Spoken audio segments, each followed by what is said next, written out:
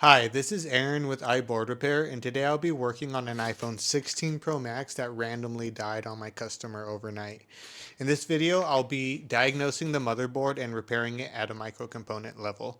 I've already determined that it's a motherboard issue, so let me show you what I found under the scope.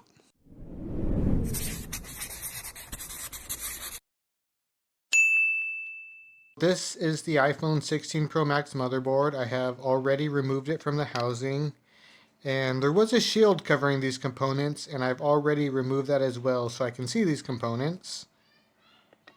And you may hear my children in the background. I do work from a home office now, so that's just going to be something that's there moving forward, so I apologize for that. The first thing you want to do when you're working with a iPhone that has no power and you have no idea what's going on with it yet is to take your DC power supply and connect it to the battery connector here. I do that with probes. You can also do that with other types of tools. When I touch my probes to the battery connector here, we can see on the DC power supply up there in the right corner that we're getting a 0.8 amp draw before I prompt the phone to boot. So this is before I told the phone to turn on. I'm getting this amperage draw. This is abnormal. I should see 0 right now, and this tells me that I have a short on the motherboard. Normally when you have an amperage draw before prompt to boot, it can be just a couple of lines. So normally it would be VDD main or possibly VDD boost. And those are the first lines we're going to want to look at whenever we see a amperage draw before we tell the phone to turn on. This is our iPhone 16 Pro Max board view software here that we can use to help diagnose what's going on with this board. This right here is the battery connector. This is where I was just touching the DC power supply probes. I touched the positive end on the battery connector side here, and we saw an immediate amp draw. This connector goes through the motherboard. This is the other side. This is the interposer. The interposer connects to the other half of the motherboard here and goes into a few other components around here. These two chips take the voltage from the battery and they turn it into the main power rail. And this is the most common power rail that will be short when you see an immediate amp draw before prompt to boot. However, it's not normally a limited amp draw, and we saw that my current draw was 0.8. I would normally see a maxed out amp draw, which on my DC power supply is 2 amps right here. So I didn't see that. But an easy way to measure this line is to just check one of these components, and we can see VDD main is right here on these two test pads. So let's measure there. The test pads are right here underneath this foam.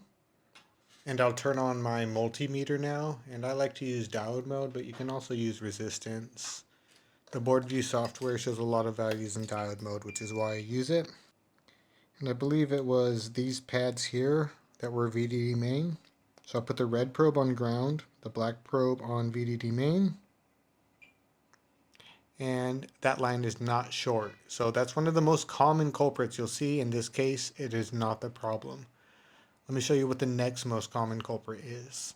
So when you see an immediate amp draw before you tell the phone to boot, before you prompt it to boot, it's usually either VDD main, but we already saw that that line is not short. It's also very commonly VDD boost. So I can just type boost up here to find the line.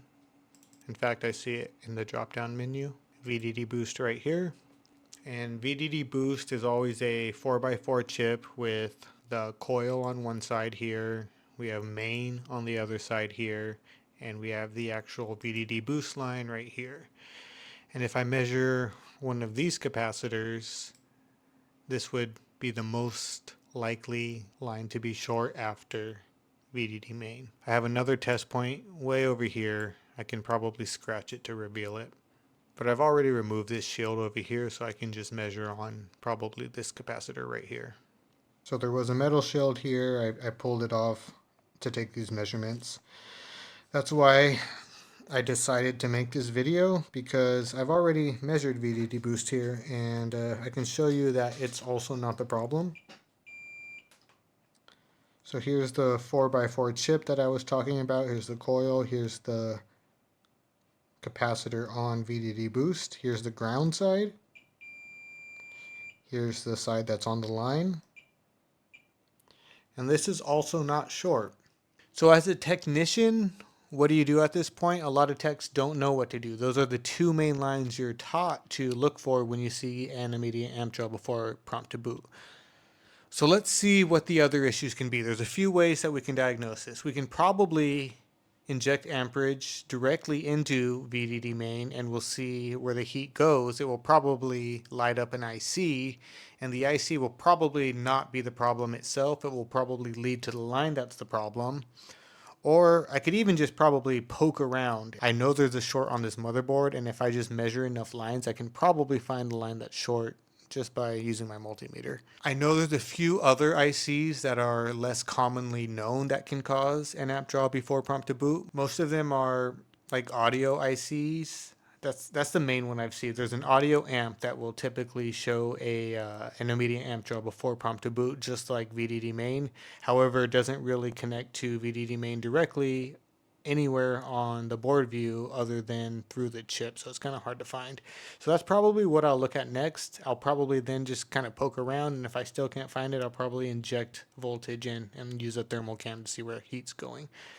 So let's move a little further. I have no idea what we're gonna find past this point. So I think I want to directly check for any audio IC type issues next, and I think I only see them within the inner components of the board. So this is one layer that we are looking at, the top layer with the battery connector here. This is the bottom layer where I was just measuring VDD boost right here. If you pull these apart, this will be, this side is the other side of this, and this side is the other side of this. There's two motherboards that are soldered together. So I think as a next step, I'm going to have to pull apart these two motherboards so I can access these other components here on the inside. I'll separate the layers by putting the motherboard onto my heating platform here and pulling them apart when the temperature is correct.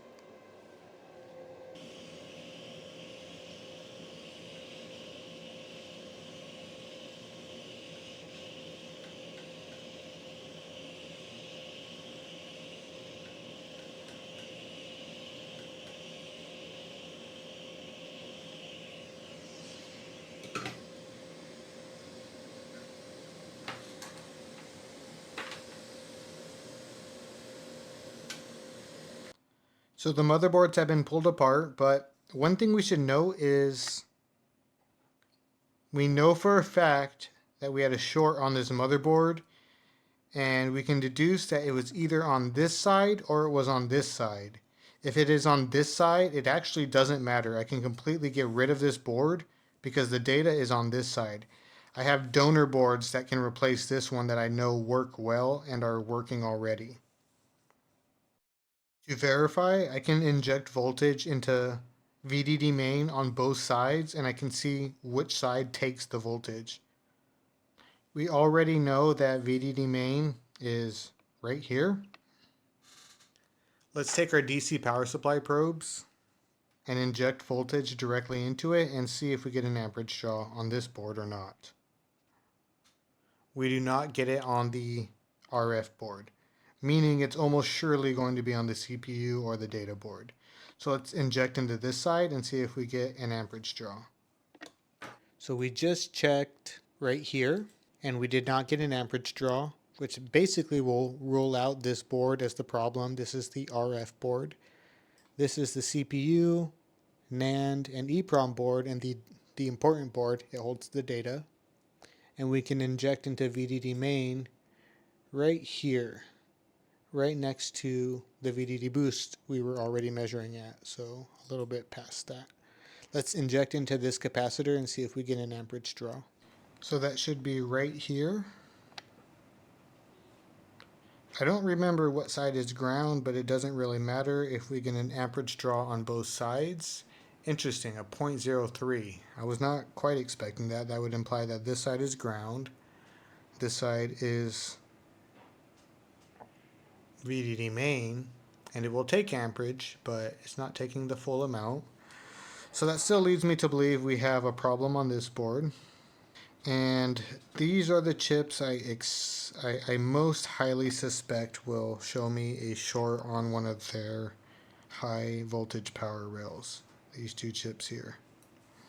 It's also somewhat possible it's on an NFC power rail. And I feel like I probably measured this one at some point before the video, these power rails, but it could also be this one if this is an audio IC. I'm not exactly sure. Even this one. So any of these power rails can be causing it. But I want to measure these ones first. Maybe one of these capacitors will just be measuring short, and that will confirm where our issue is. So I'll take my multimeter probes here, and I'm just going to test some of these capacitors to see if it has a full short to ground on both sides, which would be not something that is typical.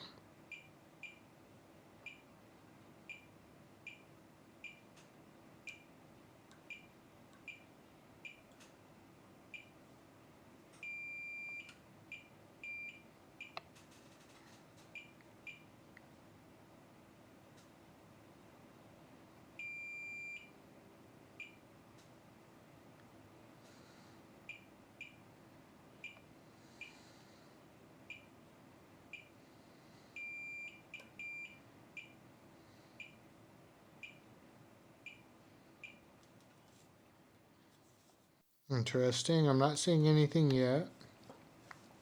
Let's check some of these ones. Yeah, I'm not finding anything popping out, so I think I'll just go ahead and inject voltage into VDD main. We saw that 0.03 amperage leak, and that should show me heat somewhere. So let's turn on the thermal cam. And I'm going to put the red probe on VDD main and the black probe on ground. Let's see if we can see any heat anywhere.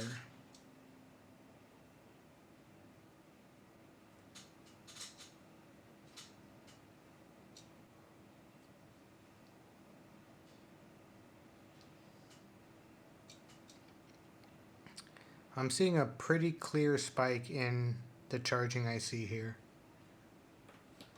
Red probe on VDD main, black probe on ground. Check out that spike in heat. Right in one of our charging ICs.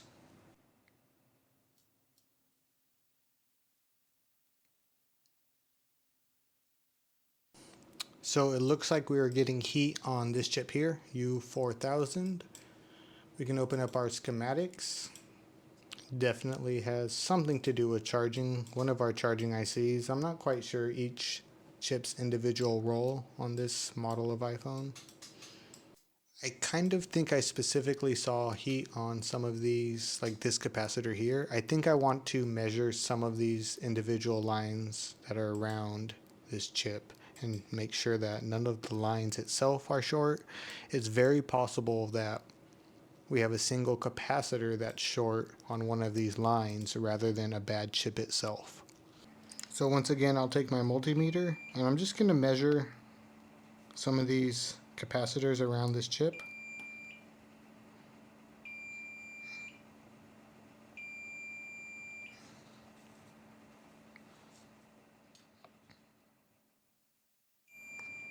That seems like it shouldn't be that low in my opinion. What I just measured was this line here, PP charger LDO. And almost surely that shouldn't be as low as what I'm measuring. I don't think that should be that low. I don't know that for sure, but that's one of the important reasons why you should have donor motherboards. I have a different working iPhone 16 Pro Max motherboard that I can test this exact line on. So let's do that next. So here's my donor motherboard. I've already had the CPU removed, the NAND chip removed. But this line should still be measuring the same. Let's see what it measures.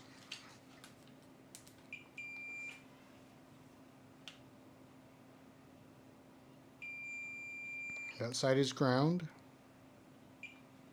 This side is 0.5, so definitely incorrect on our data important motherboard. Donor device gave us a good reading. Our data device is giving us a bad reading. I don't know the voltage on this line specifically, so it's hard to just inject voltage. I can also just remove the capacitors and see if they were the problem, and if they were not, then I could remove the IC after that. And that may actually be the best bet. Actually, I'll probably inject low voltage into this line and see if I can see this capacitor heating up, this capacitor heating up, or the chip itself heating up. So I'll turn my voltage all the way down to 0.6. Just because I don't really know what this line is rated for. It probably is okay with main voltage, but just in case, this should still tell me where the heat is. I'll inject on the capacitor itself first. Let's see if we can see where the heat goes. Red probe on the capacitor, black probe on ground. I'm not seeing much of anything. I'm going to bump up the voltage a bit.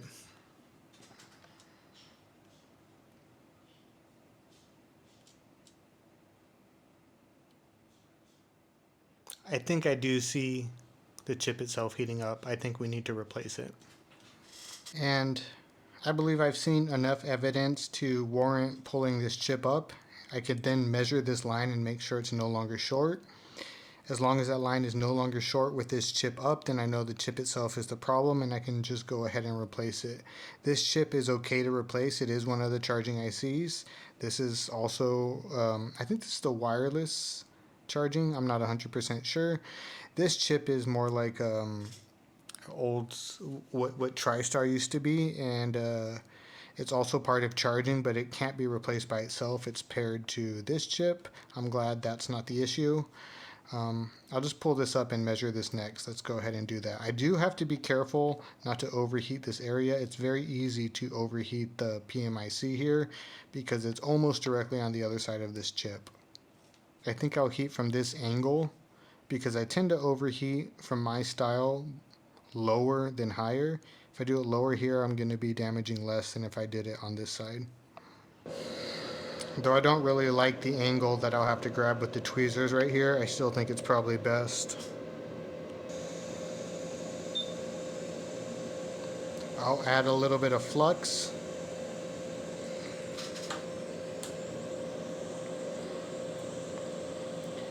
You can see my temperatures on my hot air station right up there.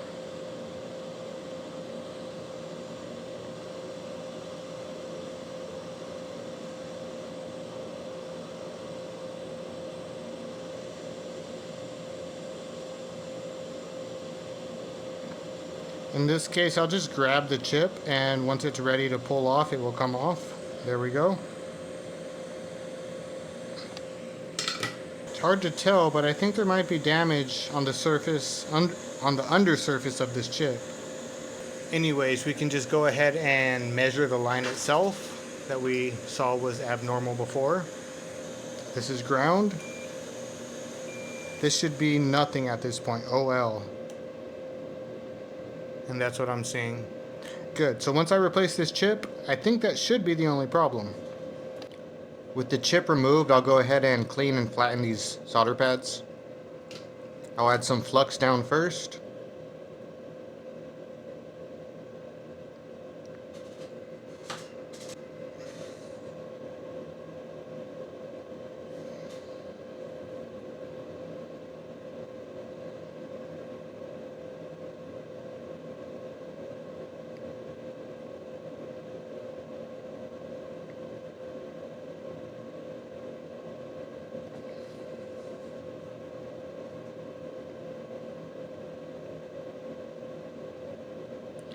They don't really need to be perfectly flat. You just don't want all the solder that's still on there to be there.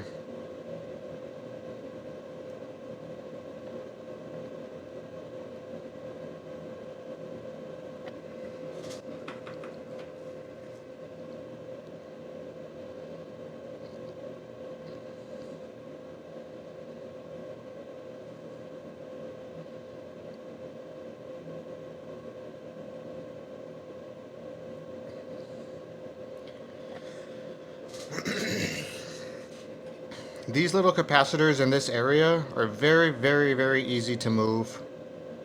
I've done that before. Also, these capacitors are absolutely needed for this chip to work. Some capacitors are not needed, you can just pluck them off, but these ones specifically, they are needed. You can see that this capacitor here is a positive on one end and negative on one end, as opposed to like a smoothing capacitor that has ground on one end and the line on the other end. I'm going to use a different view so I can see which cap was actually missing, because I had two spots there. One of them had nothing there already. We can see it's the second area is blank. This first area needs that cap right next to the resistor here. So right here I need to get that.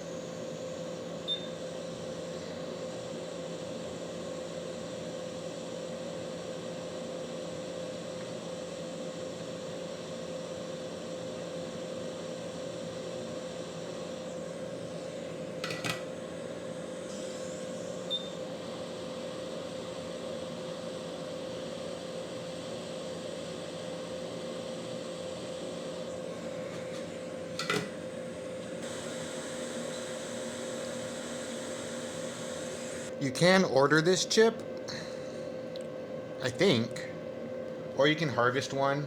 And I don't have any that I've ordered, so I got to see if I can find one that I can harvest from. I have already harvested this one. I have my CPU swap board, which I don't want to touch because I need that for CPU swaps. Let's see if I can find another. Looks like I have one fresh board. So I'll show you how I pulled off this shield. This is the shield that was over this area that I pulled off before I started the video. There's actually a very specific way you need to do that to not damage these corners over here. I usually start on this corner. I use wire cutters. You can use heat, but on any newer model iPhones, it's not really smart to use heat anymore.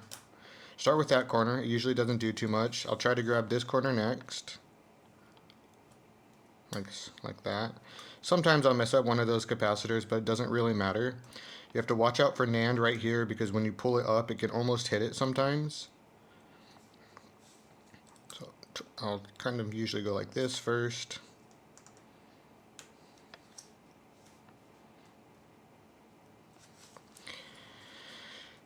Once this is up a little bit, you can kind of just grab the corner here, like that. Don't mess up that thing. Same thing here, just work the corners.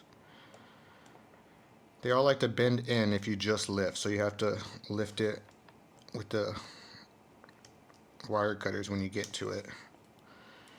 This is the most, one of the most easiest chips to damage. I don't know why, it just really likes to bend the wrong way here, so I'm very careful here. And then on the last one, you kind of just, you don't put any inwards pressure. You kind of just wiggle it until it comes off, like that.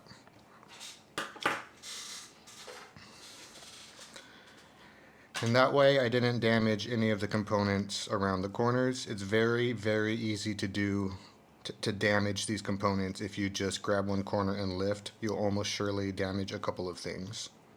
This is the chip I need, so I'll go ahead and just pull this off.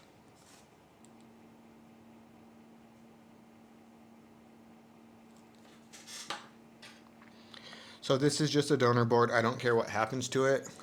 If any of these other components get messed up, it doesn't matter to me.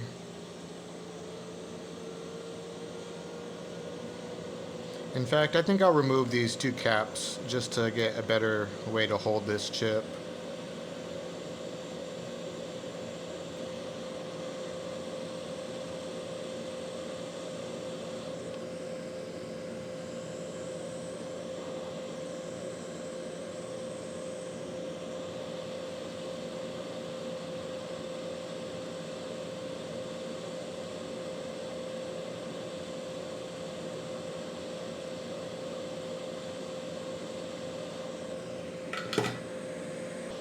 This video is actually a continuation of last night.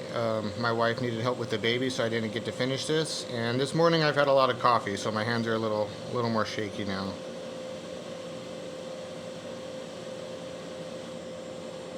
And there you go. That's what happens.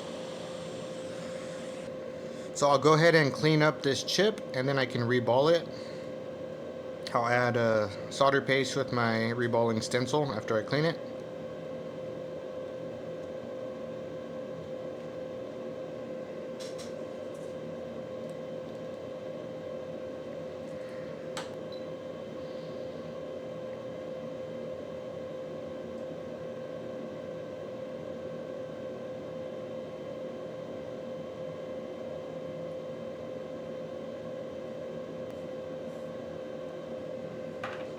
I'll apply some solder paste. I like to use 183 solder paste, but that's just my preference.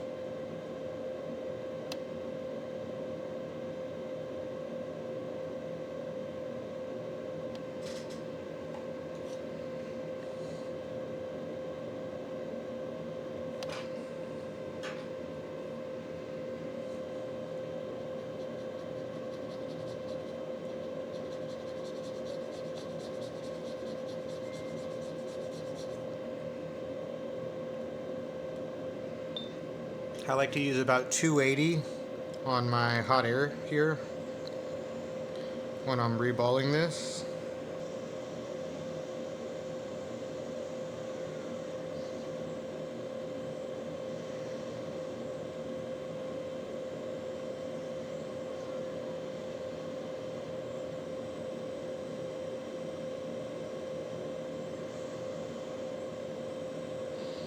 I have a bit too much solder paste. I'm going to try to remove some of it.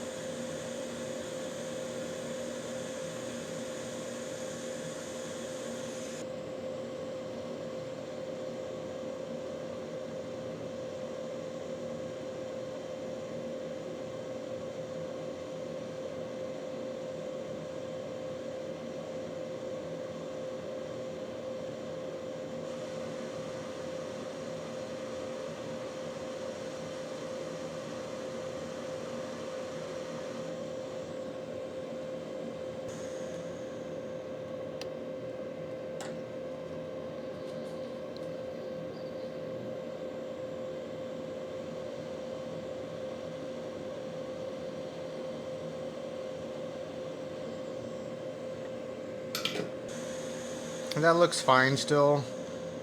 As you can see, I'm not doing perfect work here.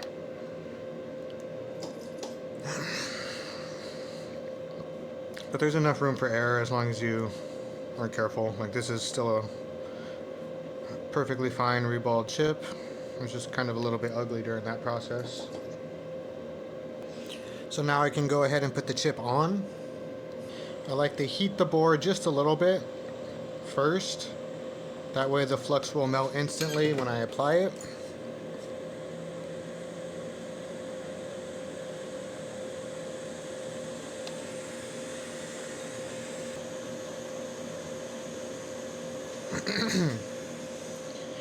Make sure you have the proper orientation on your chip always.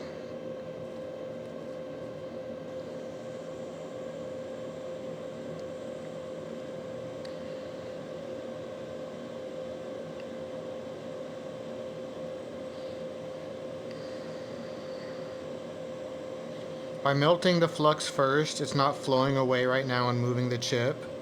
And by giving a pretty like downwards angle for my air, I don't have to move the chip. And now that it's taken a little bit of heat, it's pretty sticky, so it won't blow away. And that's how I can get away with putting a chip down without holding it in place. A lot of people that do this will just blow the chip away, but there are a lot of tiny techniques that I'm using at the same time here.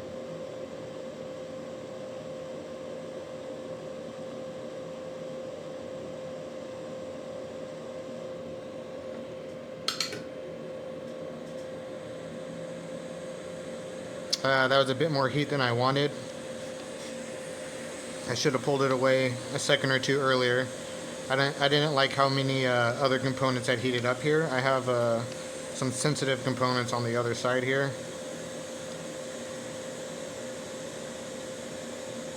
And I'm very happy to see that I didn't get any solder balls popping out of my PMIC here. You know, this is directly on the other side of this chip. So when that solder melts, it's almost surely that some of this solder is melting as well, and just a little bit this way, and this is gonna throw solder balls popping out of the PMIC here.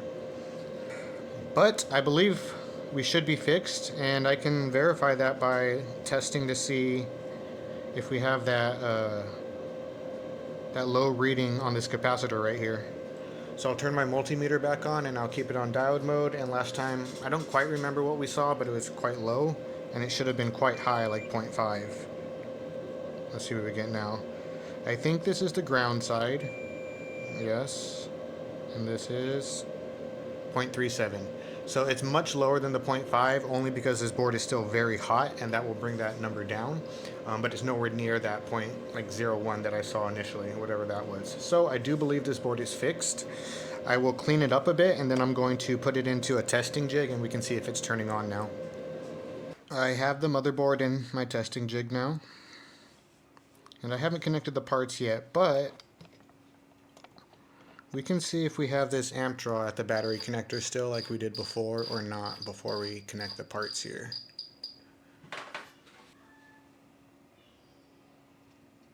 And we no longer have that amp draw. So again, this seems to verify that this board is most likely working. I can actually prompt it to boot here now too, and we can see what a typical booting amperage draw looks like, assuming it's booting.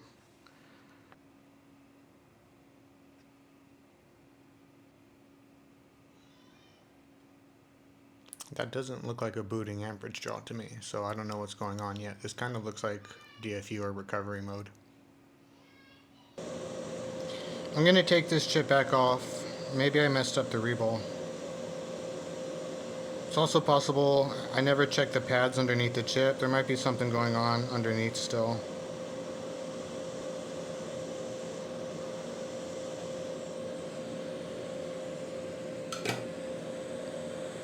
With that chip removed, I want to see if I have the same amperage draw or not.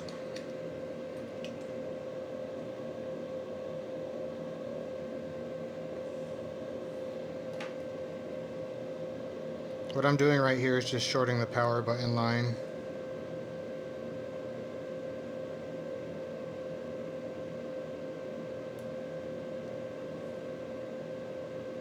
You know, it looks basically exactly the same to me.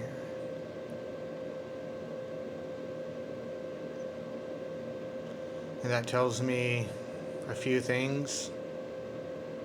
Either the chip is bad, either the reball or the placement was bad, or there's some other latent issue on this motherboard that's causing the chip not to work. So those are the three scenarios I'm seeing here. I still think it's completely related to the same thing. And I know my reball was a little bit questionable. I really kind of butchered it, but I thought it was good enough. The first thing I should do is take diode mode measurements at the chip pads here and make sure nothing is wrong. Nothing else is wrong. So here's the chip. If we zoom in, we have all these values here. And I'm just going to double check all of these values and make sure that none of them are giving me something that they shouldn't be. A lot of them are OL, which is just going to be basically nothing, but that's all fine. So I'll just measure this real quick. If I find something abnormal, I'll show you. If not, I'll skip it. Nothing is ever simple. I don't know. It feels like there's a latent issue on this board still. So I'm getting over here. I've measured all of these so far and they seem okay. I have 4 lines left to measure, but this first one, 0.7. It's incorrect. It's very, very high. I still actually can compare to this messed up board that I have here. The fourth one, it should be 0.3, is what it says on the board view. And we're getting 0.3 on this donor board. The reason why I can measure that is because this line is only going to this pad, and then also to NAND, and then also to the PMIC that's on the inside here. So that seems like a normal reading. If it was a little bit off, from 0.3 to 0.4, 0.4 to 0.5, that seems like acceptable. But to 0.7 from 0.3 is far too far. Let me show you what this is. So I have the line highlighted here. I saw a few variances here. They're just a little bit off, but this is the only one that is very far off. And I've yet to measure any of the rest of these, so I should probably verify those are okay. But this line only, well, this is Let me show you what it is. It is PMU to mini system alive. System alive. That's an important line. It's a very important line. It's only going to this chip, to the PMIC, and to NAND. Let's say that this reading went from 0.346 to, say, 0.1. And by the way, sorry if you hear my children. Again, I'm working from a home office now. You're going to hear them sometimes. So let's say this 0.3 went to 0.1. That would imply that this line has become partially short. It has an easier pathway to ground, and that would bring this number down. If it has a harder pathway to ground, that implies that something is disconnected rather than short. So this line may not be connected to the PMIC, or it may not be connected to the NAND. I'm not 100% sure. If I can find a board that has either one of these chips off but the other one on, it could give me an insightful measurement. It might be getting this diode mode reading. It's getting it from one of these chips, and the higher one is just being ignored. So if when this chip is on, it gives me 0.3, that would imply that when this chip is on, it gives me the 0.7 that I'm seeing. Or it could be vice versa. Whatever one's lower is the one you're going to be measuring at. But to me, this does imply that something is not connected here, and I'm not quite sure how this happened. Okay, my CPU swap board here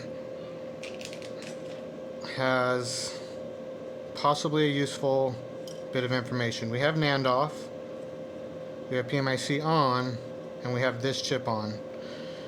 I can measure the line itself under NAND, and that might tell me something. I don't know what, but let's see what it tells us. I'm not sure what pad it is, but I do know it's also at this little test point here. Let's just do it there instead.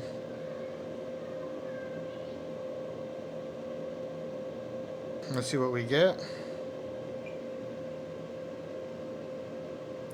0.5. Interesting. 0.5. Since PMIC is on the board, this chip is on the board, that kind of tells me that the 0.3 reading comes from NAND. Okay, I could work with that. If the reading itself is coming from NAND, that means that on my donor board here, when I pull NAND, this should no longer be 0.3. It should move straight up to 0.5, just like we saw on that other board I just measured. Sorry if this is getting a little bit confusing. I'm trying to make it all make sense in my own head. So this is 0.3. That's part of this line here, 0.3, same line. The CPU swap board I just measured had NAND removed, and that changed that value to 0.5. And this other board is the only one that's matching. This other board is the only one that's matching the proper measurement that my board view is reporting of 0.3. Okay, NAND off should change that reading if everything makes sense. If that doesn't change the reading, it's going to be a bit confusing still.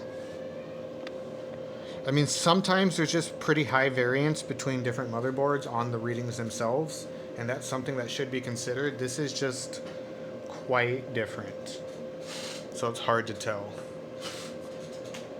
But this test, again, this is just my donor board. It's all messed up. I don't care about it. I just need this reading here.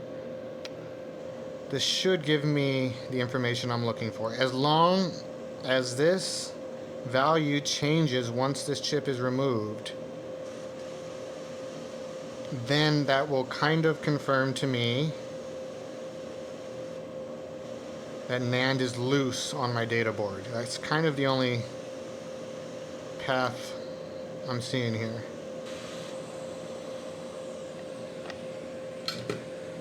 Perfect. Now I'm going to let this board cool, and I really want to see this number go up to 0.5 instead of 0.3.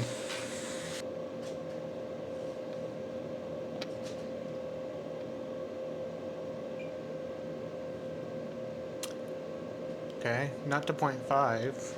Oh, 0.7, yeah. So, okay. This seems to confirm everything to me.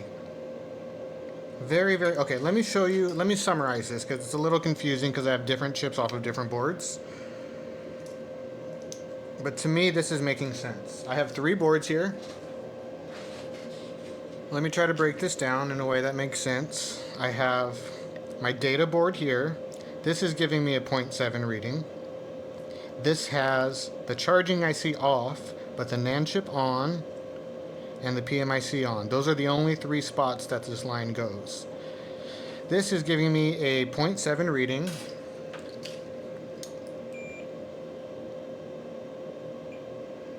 .7. Okay, so because this chip is off, it can't be getting the reading from this chip, so it has to be getting it either from this one or this one. This is 0.7, keep that in mind. This is my CPU swap board. I use this for CPU swaps when I need to, so the NAND and the CPU are already off. And this gives us a different bit of information. So again, it only connects to this chip, and this chip, and this has a different chip off the board. So this one's on the board, this one is off the board, and now this one is pretty much confirmed to have given me the 0.3 reading. So it's either going to be getting the reading from this chip or the PMIC in this case, and in this case we're getting 0.5. 0.5. So this is not 0.7 and this is not 0.3, and the reason being is because it gets 0.7 from the PMIC here, it gets 0.5 from this charging IC here. Whatever one is lower, again, is the reading that you're going to see when you measure it. So it's getting the 0.5 reading from this chip. That's why we see 0.7 on this board, because it's not getting this chip is gone. It's not getting it from here as we saw when I removed it, so it must be getting it from the PMIC. And this is the third board. This is the one that I just removed the NAND on. And this one has even, a different combination here. It has this chip removed, but the PMIC is still attached on the inside. So when I measure here, we know that the only reading it's getting from is from the PMIC itself. And this is giving us 0.7.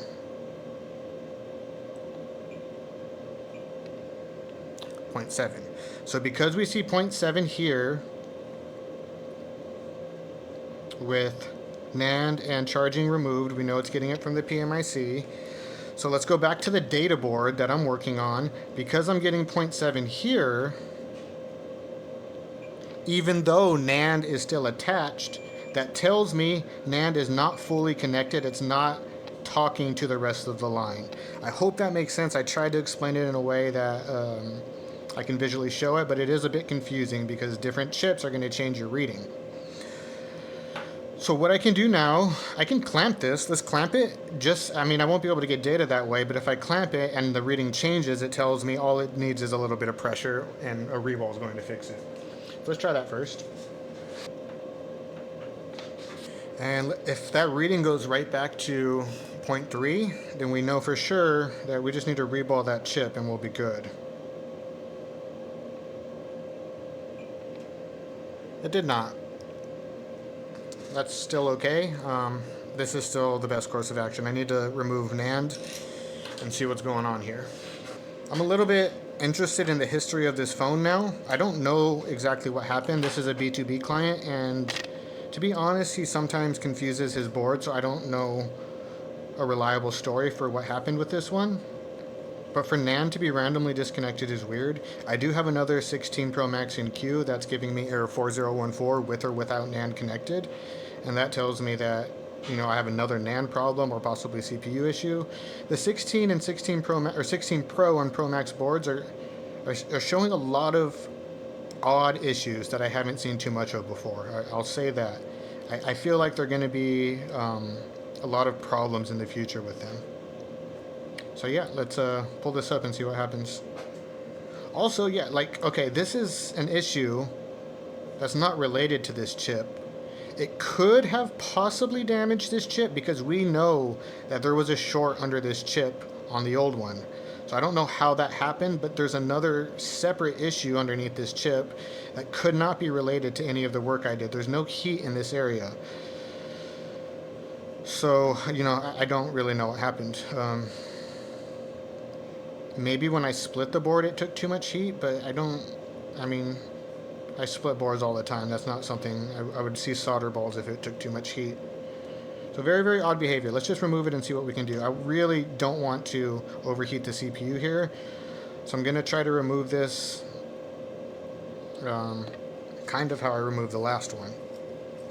How this was a little bit melted more than this side. I don't want to damage the chip by not doing it enough, but I also don't want to heat this area too much or I'm going to overheat CPU. This is now my data board, and I have to be much more careful with all the work that I do.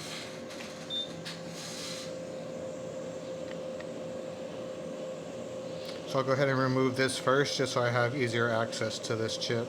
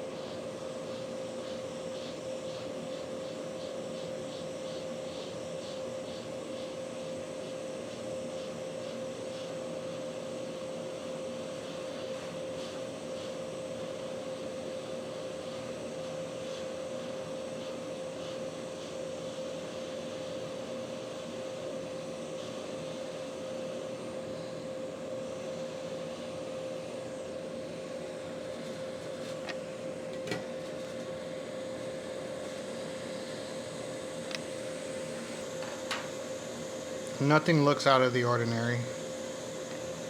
So I should see no change in this reading here. It should still be 0.7. That board's a little hot. 0.6 is fine. What I should do is verify the reading on this board here. I should have 0.3 on the chip itself on that pad. So let's find exactly which pad it is. Okay, right here. So on my board itself, it should still be 0.7. 1, 2, 3, 4, 5, 6, 7, 8, 9. 1, 2, 3, 4, 5, 6, 7. 0.6. Again, it's still hot, so it's a little bit lower than it would be, but that's fine. So if we mirror that right here,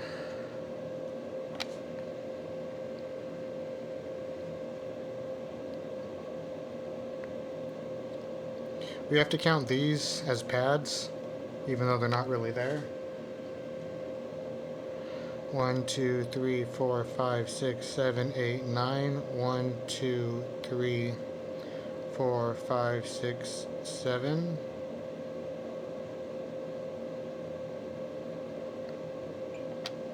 .2. So we do get the proper reading there. It should be that 0.3. A little bit low because it's hot. So why was that not connected? What the heck? This was just not connected. How strange. Well, I'm glad to see that the reading is normal on the chip, because if it wasn't, we would have a big problem. But because it's normal here, it appears to me I just need to put this down and we're good. If I have to take a very, very honest reflection, maybe this was caused by my heating platform.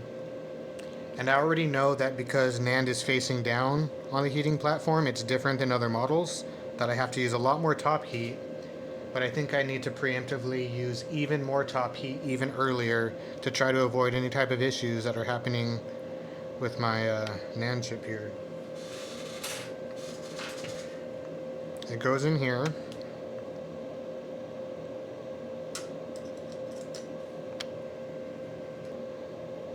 And it is raised at the very least. There's no direct pressure, but it could be baking under there still. It's just so close to the direct heat, so I don't know. I don't know if this is a separate issue. It's weird that it's within the same chip, so it really made me think it wasn't. I thought it was all connected. But maybe this is my fault, and I should probably make adjustments just in case. I'm going to use more top heat and rely less on my heating platform when I have a NAND chip that's directly above the heating platform like that.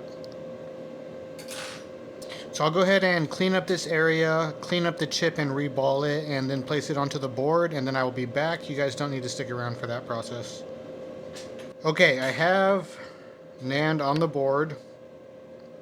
I still have the charging IC off the board. And now we can measure this test point to see our diode motor reading. And it should go back to point, I think at 3.5 or something like that. 0.3, good enough, 0.31. The board's a little hot, so it might be a little low. But this is back to normal finally. So all the way back to this original measurement, this was 0.7 over here. Now it is 0.3. Okay. So hopefully that's the only issue.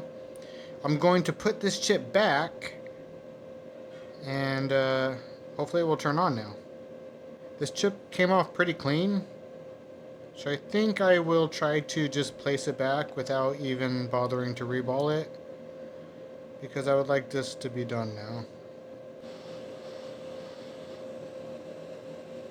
So I have the motherboard in my testing jig again, and let's see if the amperage draw actually looks like a booting current now, instead of that stuck at 0.09 that we saw before.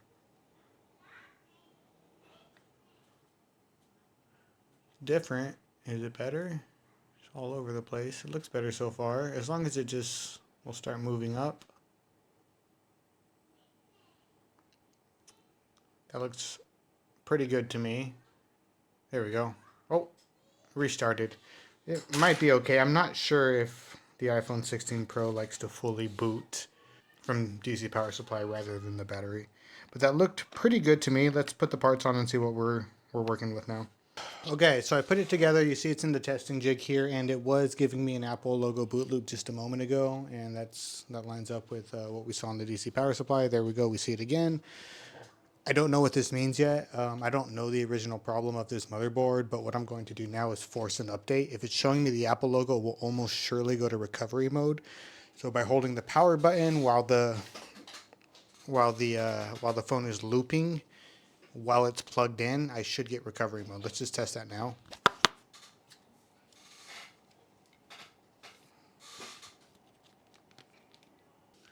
See if I can get access to these pins here, these test pads.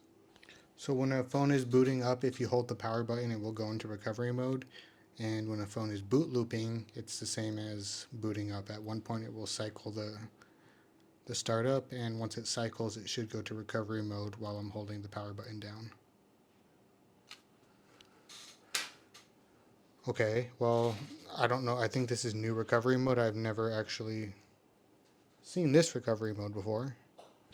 I think I'm going to try to force this into DFU mode instead and move from there. I don't have an easy way to do that.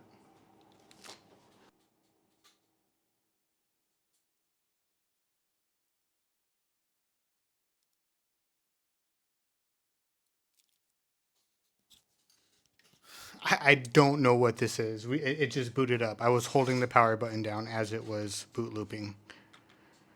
That's wild.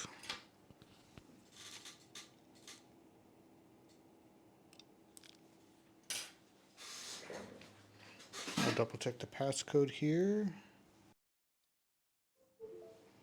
Well, you heard it chime. I guess we're in. I don't know. I don't know what that was.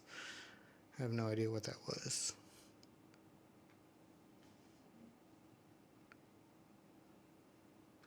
And I have access to the device.